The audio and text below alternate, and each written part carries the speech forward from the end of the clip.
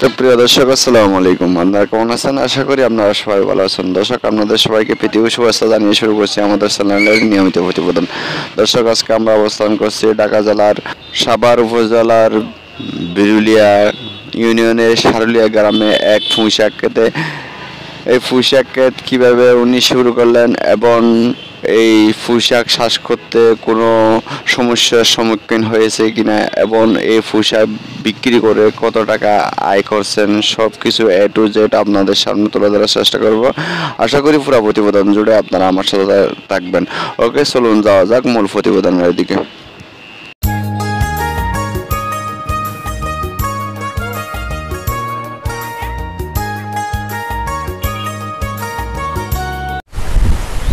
দেখেন, বিশাল এটা একটা শাকের ক্ষেত।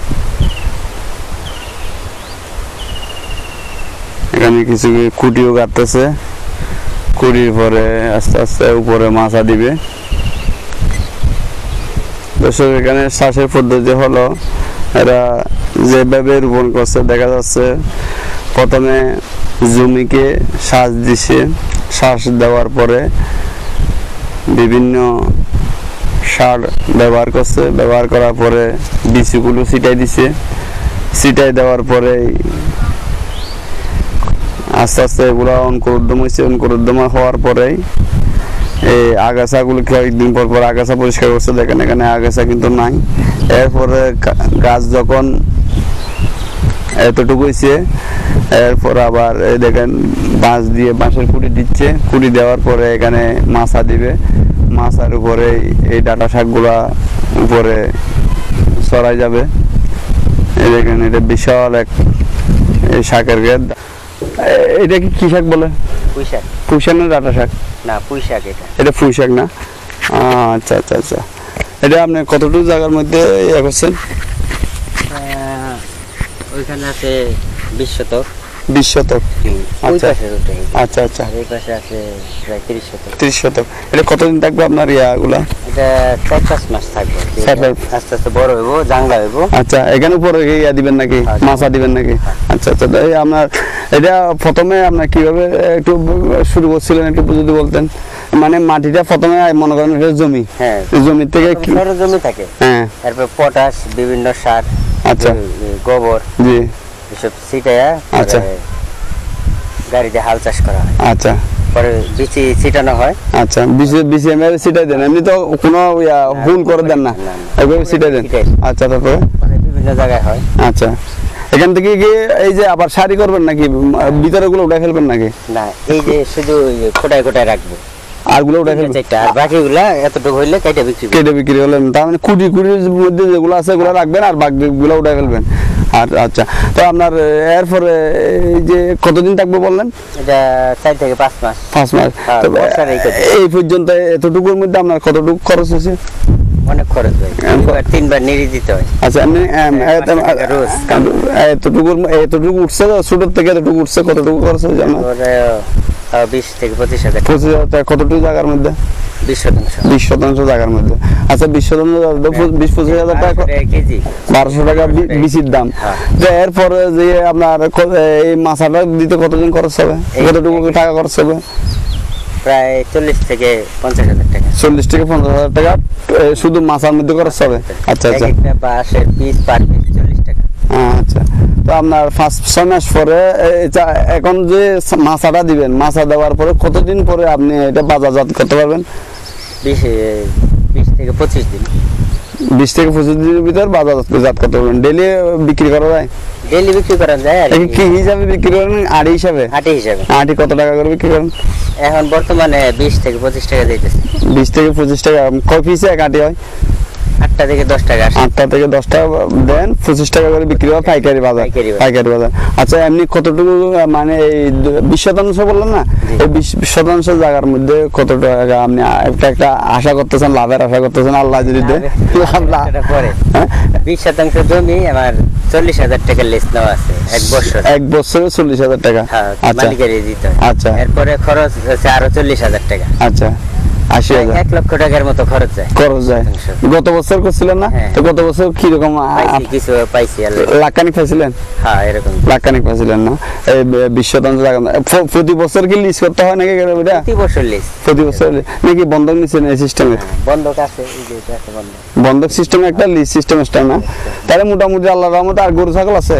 হ্যাঁ, গরু ওই যে এটা কি বাড়ি আপনার? হ্যাঁ হ্যাঁ, এটা নিজ বাড়ি আপনার? হ্যাঁ হ্যাঁ। ও, গাবি আছে, গাবির বাছুর আছে। আর আচ্ছা আচ্ছা, এই গরুটা আপনার না? আচ্ছা আচ্ছা। এই বছর কুরবান বিক্রি করছিলেন? হ্যাঁ, 3টা বিক্রি করছি। 300 বিক্রি করছেন, মাশাআল্লাহ। কত টাকা করে বিক্রি করছেন? একটা 1,40,000, একটা 1,18,000, একটা 1,02,000। এগুলো কি আপনি বাচ্চা কিনছিলেন নাকি এখান থেকে আপনার গরুর বাচ্চা? গরুর বাচ্চা আছে, আবার বাচ্চাও কিনা আছে মোটামুটি। তো আবার গরু কি বাচ্চা কিনেন নাই? আরো 2-1 মাস যাক, 2-1 মাস পর আবার কিনবেন। মোটামুটি আল্লাহর রহমতে ভালো আছে না কৃষি ইয়া নিয়ে? এই ডাটা শাক কি আপনার পানির মধ্যে, সরি এই পুঁই শাক কি এর মধ্যে থাকে, পানির মধ্যে থাকবে? না না, পানি আসলে মারা যাবে না? এই তো পানি তো কিছুদিনের ভিতরে চলে আসবে, তখন কি করবেন? পুরা এই জমি সবই ছিল, হ্যাঁ, এই পানি আসলো, আচ্ছা, মারা গেছে। তাহলে মোটামুটি একটা মানে লাখখানিক টাকা ইয়া করতে পারে না? আচ্ছা, তখন ওই জমিটা হুট হয়ে যাবে। আচ্ছা, এইটা এই যে গাছ লাগানো হয়েছে, এটা হুট হবে না। এটা হুট হবে না কেন? কারণ কি? এটা শিকড়টা বেশি নিচে দাও। এটা শিকড়টা বেশি নিচে দিছেন না? নিচে দাও, হ্যাঁ। আচ্ছা, তাহলে এটা এক সিস্টেমে রোপণ করছেন আগে? এটা কি সিটানো সিস্টেম না? না, হ্যাঁ, এটাই যে লাইনে লাইনে দিছি। না না, এমনি সিটার না, ডাইরেক্ট বীজ, গভীরে বীজ রোপণ করছেন? না, ডাইরেক্ট চারা বুনে দিছি। ডাইরেক্ট সারা বুনে দিয়েছেন, গভীর মানে হুল করে, গর্ত করে, গভীর গর্ত করে দিয়েছেন। তাহলে পানি অন্তত পক্ষে বেশি হলেও কি থাকবে? ভালো থাকবে, মাল এটা নষ্ট হবে না? নষ্ট পানি বেশি হলেও না, পানি বেশি হলে উপর দিয়ে যাবে, উপর দিয়ে যাবে, নিচে যাবে না? তাহলে এটা থাকবে। তো এগুলো তো আপনি এভাবে দিতে পারতেন। এভাবে খরচ বেশি। আচ্ছা, এগুলো খরচ বেশি এগুলোর মধ্যে। ওই জায়গাতে তুই লাইন আবার এই যে লাগাইতে হবে। দর্শক দেখেন, এটা হলো একভাবে রোপণ করা।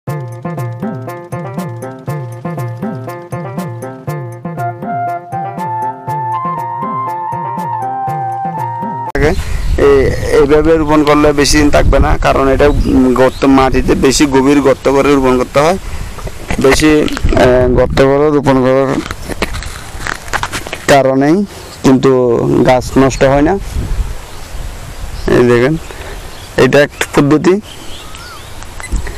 এটা এক পদ্ধতি, আর এগুলো এক পদ্ধতি। এই প্রতিটি কুড়ির গুড়া গুড়া রোপণ করছে, আর বাকিগুলা সব উঠাই ফেলবে। এই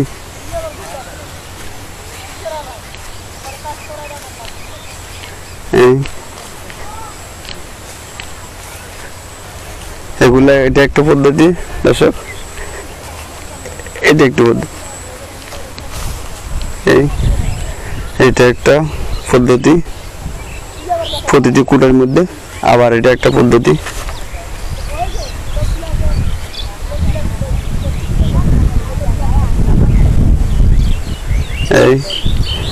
আর এইটা একটা পদ্ধতি।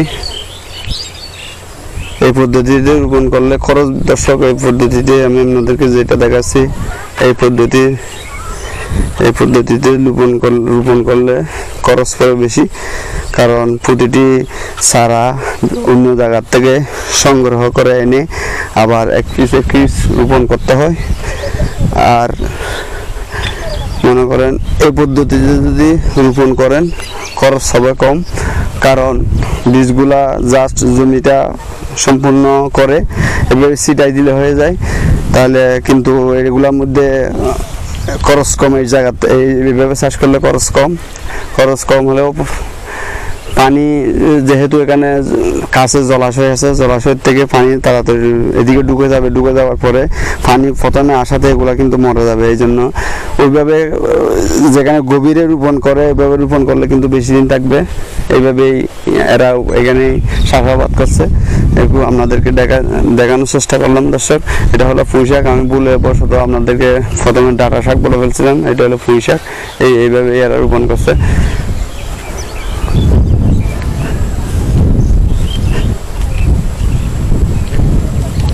আলিমুদ্দিন ভাই, আপনাকে আপনার মূল্যবান সময় নষ্ট করলাম, ভালো থাকবেন। ওকে, আসসালামু আলাইকুম। দর্শক, আজকে পর্যন্ত সবাই সুস্থ থাকবেন, ভালো থাকবেন এবং আগামী প্রতিবেদন দেখার আমন্ত্রণ জানিয়ে এখানে শেষ করছি। আসসালামু আলাইকুম।